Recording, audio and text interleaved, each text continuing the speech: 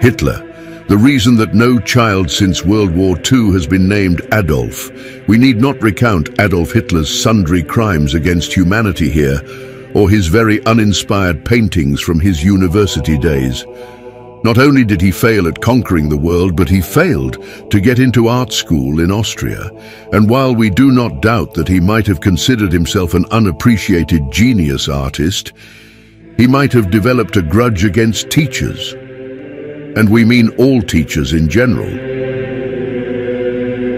Enter Mildred Fish-Harnack, an American-born, German-speaking English literature teacher who dreamed of being an author. As All That's Interesting recounts, Harnack met her future husband, German-born lawyer Arvid Harnack, while teaching at the University of Wisconsin-Madison in 1926. They met in a serendipitous hallway encounter befitting a rom-com, got along very well, got married, and Harnack moved to Germany to start her doctorate at the University of Berlin in 1931 while teaching American literature. That is, until she learned that she wasn't Nazi enough. Adolf Hitler had come to power during Germany's short-lived Weimar Republic, 1918 to 1933, constructed in the aftermath of World War I as a way to reform the country. Demoralized German people wanted a reason to believe in Germany again, and the National Socialist German Workers' Nazi Party stepped into the gap. For Fish-Harnack, who made the rare move at that time of hyphenating her married name, her arrival in Germany was just a matter of bad timing. But before her death, she worked as spy, undermining Nazi efforts in Germany. To be clear, Adolf Hitler didn't direct a dictatorial finger across the Atlantic Ocean toward a random teacher on US soil and demand her assassination. Rather, Mildred Fish-Harnack had the terrible fortune of being on German soil when Hitler came to power.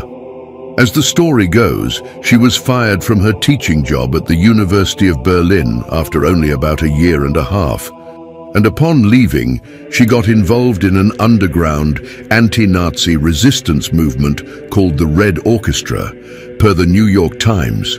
Eventually, the Gestapo discovered a Red Orchestra radio transmission, which led to Fish-Harnack's arrest and eventually execution. As the University of Wisconsin-Madison says, Fish-Harnack was the only American citizen executed on orders from Hitler himself, at least indirectly. Some sites like How Stuff Works overstate the case and portray Fish-Harnack as a comic book-like action figure, stating that she led a German resistance that enraged Hitler. The German site Gedenkstätte Deutscher Widerstand states things more realistically. After Fish-Harnack got kicked out of the University of Berlin, she took up teaching night classes in the city. Some of her students were politically minded, and she passed along democratically leaning documents like speeches from US President Roosevelt through her dissident network. Both Fish-Harnack and her husband Arvid did this, until she completed her doctorate in 1941, the year World War II started. She and Arvid got arrested the next year.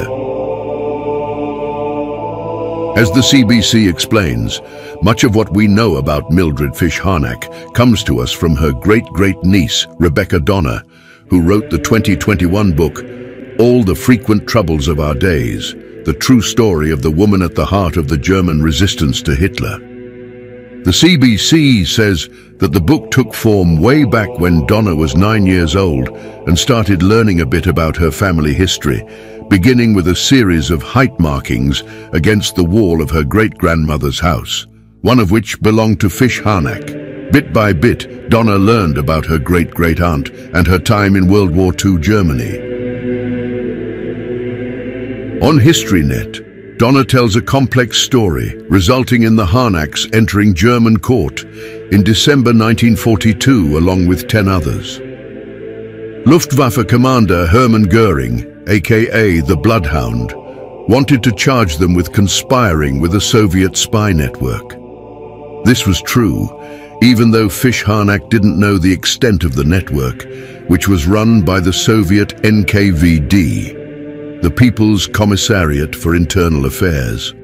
After a 4-day trial, Fish-Harnack was sentenced to 6 years at a labor camp, but her husband was condemned to death and was executed in December 1942. Adolf Hitler, however, directly countermanded the ruling and ordered another trial for Fish-Harnack.